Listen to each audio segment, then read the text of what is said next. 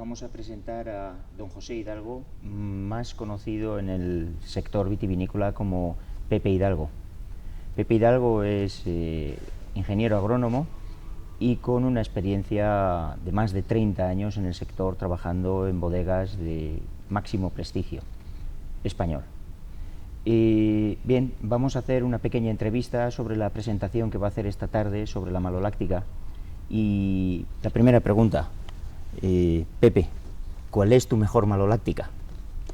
Bueno, maloláctica, ¿te refieres técnicamente? Técnicamente, sí. Bueno, desde luego, hoy día las que se hacen en barrica, está claro, ¿no?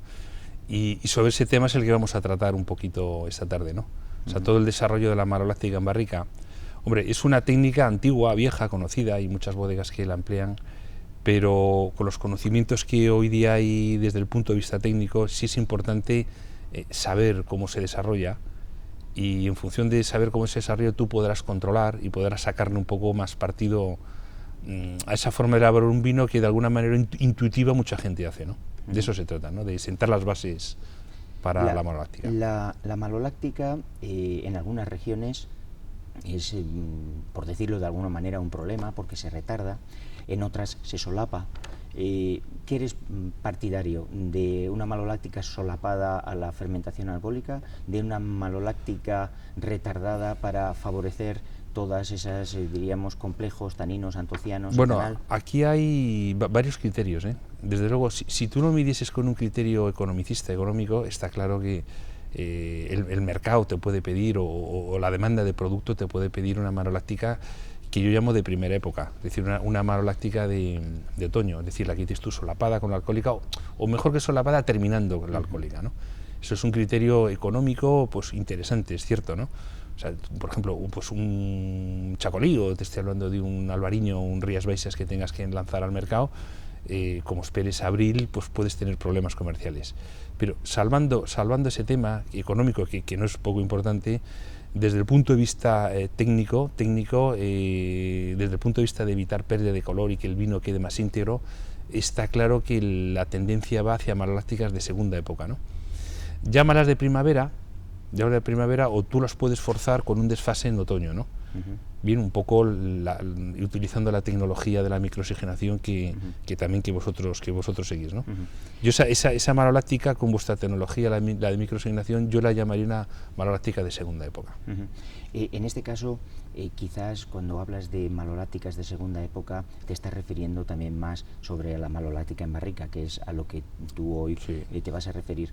Bien, pero considerando la maloláctica en general, hay países del Nuevo Mundo o más modernos que promulgan mucho también la coinoculación, para de alguna manera tener un perfil más fresco, más afrutado en los vinos y tener unos vinos terminados mucho antes. ¿Qué opinas tú de esto? No, desde luego es una técnica, hombre, relativamente reciente. La coinoculación yo la considero interesantísima, ¿no?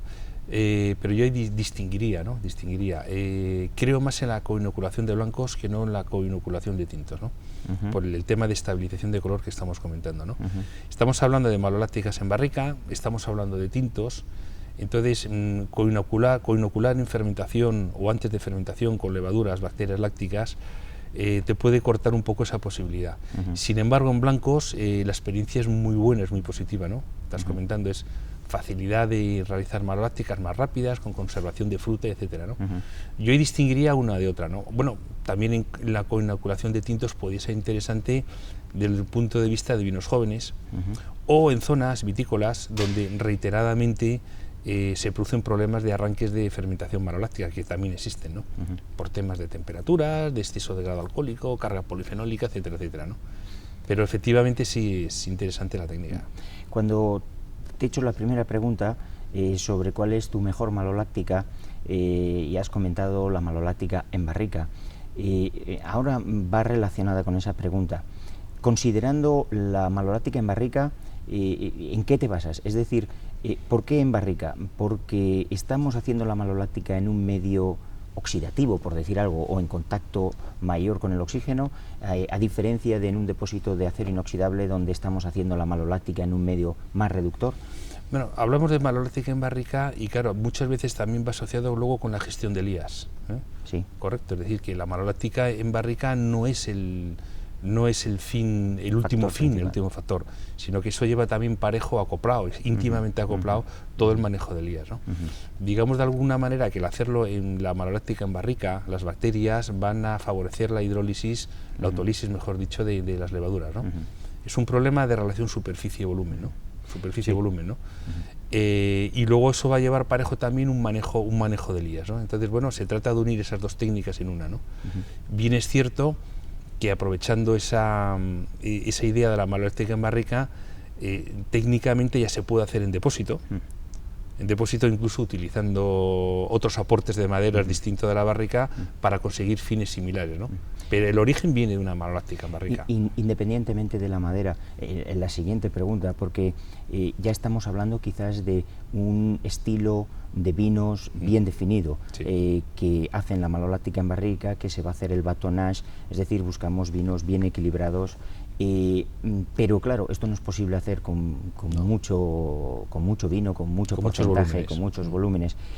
¿Crees que hoy en día tenemos conocimientos como para poder extrapolar todo esto a los depósitos, trabajando ya con las lías en depósitos, trabajando con oxígeno en los depósitos? Vamos, no estoy convencido, creo totalmente en ello, y hay muchas bodegas que están trabajando ya con la filosofía de manejo de malolácticas en barrica y manejo de lías en depósitos de grandes volúmenes, ¿no? En tintos y también en blancos, ¿eh? Es decir, es un problema de entender bien los fenómenos, saber cómo hay que mover lías, saber interpretar y, bueno, y evidentemente sustituyendo ese aporte de oxígeno que entra a través de una barrica nueva con aportes de oxígeno con otros medios muy precisos, desde utilizando microoxigenación o utilizando métodos de macrooxigenación un poco más burdos, pero efectivos también al fin y al cabo, ¿no?